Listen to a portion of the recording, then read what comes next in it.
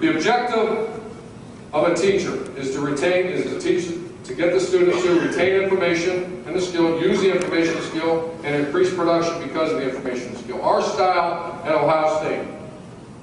Number one is going to be clear. Organized, clear objective. I'll challenge our coaches nonstop. My job, even after my year waiting, is more clear in my mind after visiting with other coaches around the country and seeing these top shelf programs. My job is to make sure that coach is very clear. Once again, it's this or it's this. What are you asking that kid to do? And is he getting it done? So be very clear. There has to be an objective in what you're asking them to do, or don't do it. Don't do it. Next. Clean. The use of tools, tip sheets, and videos. The days of the old coach, we've had to all improve as coaches. The greatest teaching tools available in the history of the sport are now available to you. It's called video, digital video, cut-ups, all the other, these great ways of teaching. The days of saying, I don't use that, are not acceptable at The Ohio State University. We're going to be on the cutting edge of every teach tool that's available. It has to be very clean. The days of the scribbled tip sheets where the kids can't read them, that's no longer exists. Concise, broken down to the smallest detail and get to the point. And then this is what makes us, I'm hoping makes us different, or separates a lot of the great teachers from not. It's the direct teaching. For example, if I ask you, can you name the 4 components of the way we expect people to teach at The Ohio State University? Can you?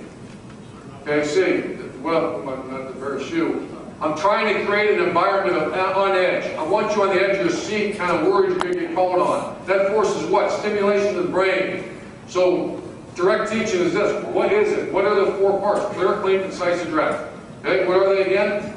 Don't cheat. Don't look your ass at the board. What is it? That makes you sit in your chair and you start to get nervous about the coach is going to ask you a question. For the coach who gets on the board and sits and draws circles and teaches the board all day, and I'll sit in the back row and say, now what the hell is that? There's no teaching going on. There's presenting. It's not teaching. The difference between a teacher and a presenter is this. My sister's the provost at the University of Cincinnati. This is a great Christmas argument we've had for 20 years. I say, you're a presenter. She said, well, I'm a teacher. You're a presenter. Presenters present information and they fail people if you don't get it. Does that make sense? So if I give you information, you don't get it, I give you an F. In our profession, that's one of these. We get an F, there's a new staff comes rolling in here. So we don't present, we teach. Teach means exhaust all possible venues or resources to make sure the player knows what he's doing. For example, 2006, Chris Sleek was our quarterback in Florida. Was a guy that was non-functional, had learning disabilities. We had a lot of issues with him. We get down there, he's one of those 7'5" quarterbacks, 7'6", 7'5", threw the prettiest pass I've ever seen, had pretty blue eyes, the whole deal. Couldn't learn. He couldn't learn. So their whole offense was, they look at the sideline, get the play, he wouldn't even call the play, clap his hands, wouldn't have to talk, wouldn't everything. And my question is, why? Say he can't learn. Throws a very beautiful pass, he just can't learn. Dan Mullen, my quarterback coach, we knew that we looked at behind him, there was not another quarterback, or it would have made a change. And this kid was tough. Mickey Marotti, our strength coach, said he's one of the toughest guys on the team. He's got it. Okay, let's be creative as a coach. We're not a presenter. That kid has to learn. Let's bring in Florida, all the money you want. Let's bring in 3 specialists. Okay, let's ask, why is this kid not learning? Well, we found out after about 6 months just grinding these learning specialists over and over again and doing all this research on the kid sees it, was that dyslexic? Sees it backwards. He has a very severe learning disability. He's the toughest guy there is. He works harder than anybody else. That's how he's made it through school, but he can't learn from the board. I'm proud to say after 05, it took us a while to figure that thing out. The kid wins a national championship in 2006 because our meetings now went from the classroom to on the field. It was all motor learning. The kid learned fine. He's fine. He's a great learner. He doesn't learn like maybe you and I do. So that's the difference. How many professors understand that? How many people go to that deep of 6 months of just studying, trying to, this one kid has to learn what we're teaching him. We can't accept the fact that he's not able to learn on the chalkboard. Atmosphere, clean, organized environment, desk.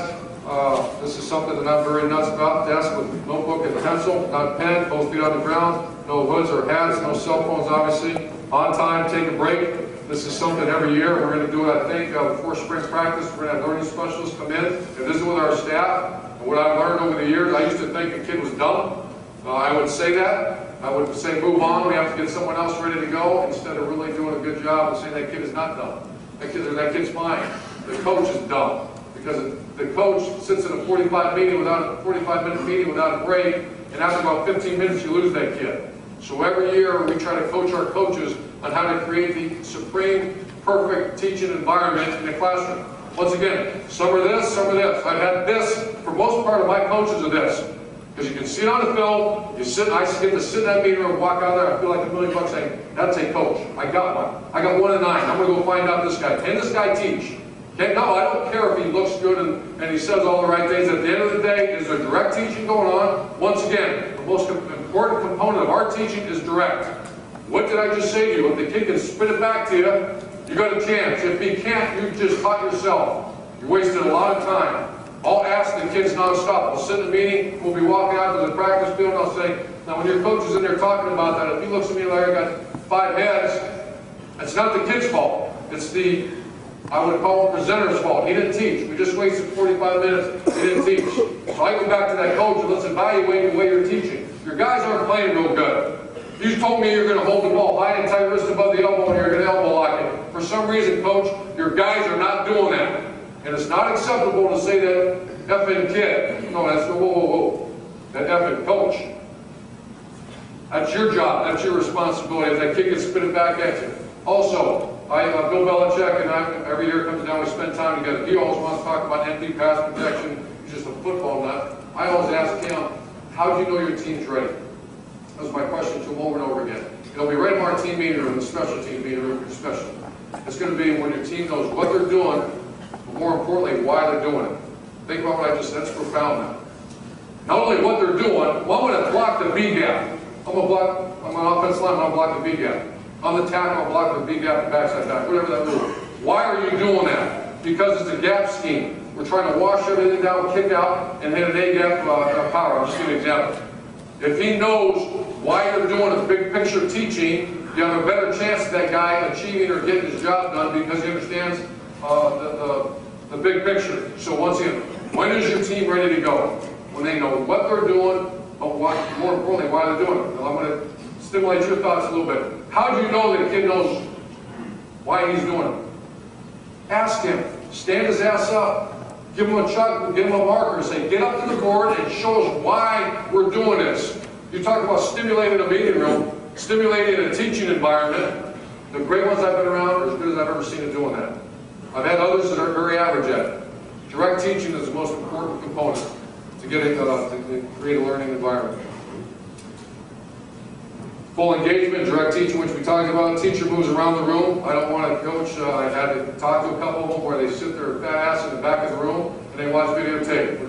That will not exist in Ohio State. You're going to see this constant movement, constant talking. Do you understand what I'm talking about right here? We have to get this done.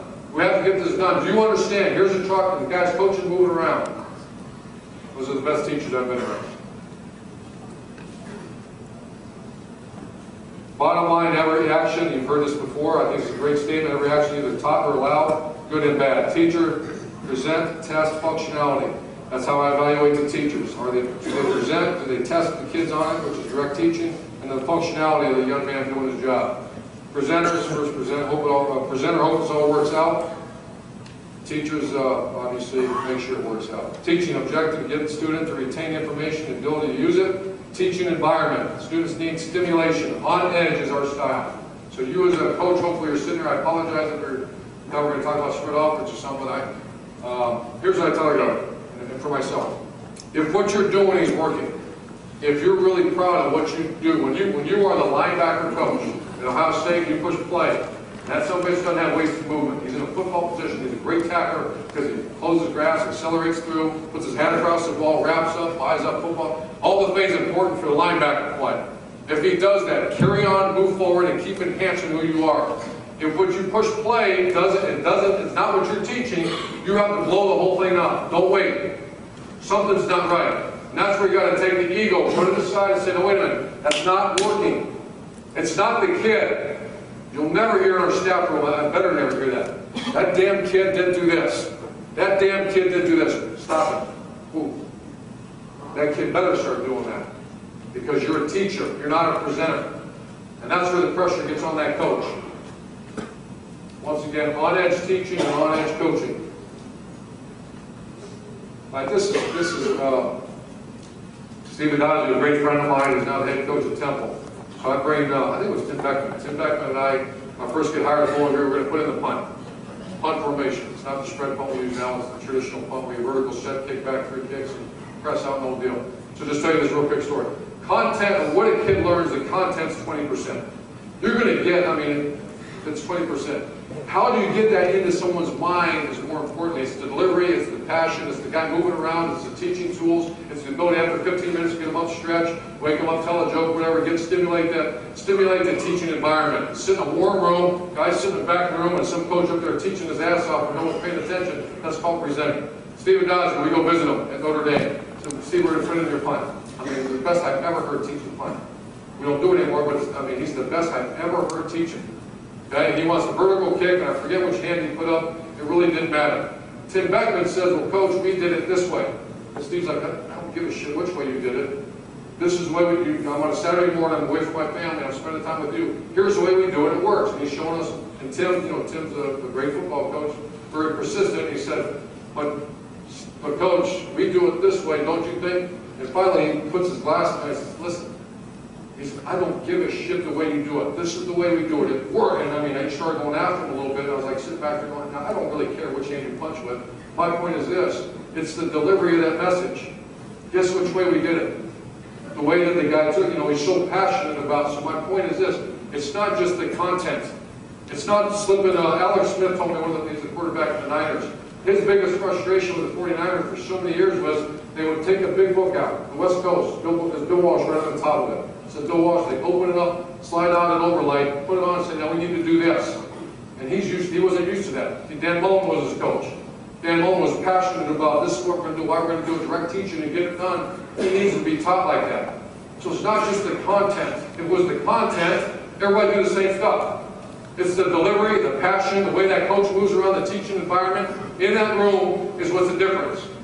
So what, Coach Meyer, what have you gained over the last 10 years of being a head football coach? The spread out, the shovel pass? No. No. The ability to watch the greatest teachers, maybe in the history of the game, teach. And I can go through their names. I have 11 guys that are, I told you this, 11 guys are head coaches. Why? Because of the spread offense, because of 4-3 versus 3-4, or sometimes they play quarter, sometimes they sky, sometimes they cloud. You know, every once in a while we're in a quarter blitz. Okay, is it because of that shit? No, it's because of the passion with which they teach. And it's because I am so committed not to the spread offense. I don't care what we run. I really don't. I kind of like it, especially with Braxton Miller. But what I am committed to is making sure that your young football player steps in the meeting room, it's intense.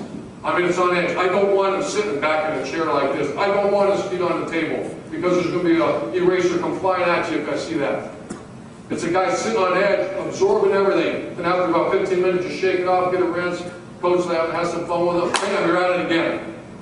You'll see production on the field. Once again, it's evaluation friendly. What's that mean? It's either that or it's that. At Ohio State, that is not acceptable. It has to be that. But coach, that's it. If not, get rid of that play. We can't do it then. I don't want to hear about what you used to do at this school and all that. At the end of the day, can your guy do that? If he can, move forward, enhance. If not, blow the whole thing up.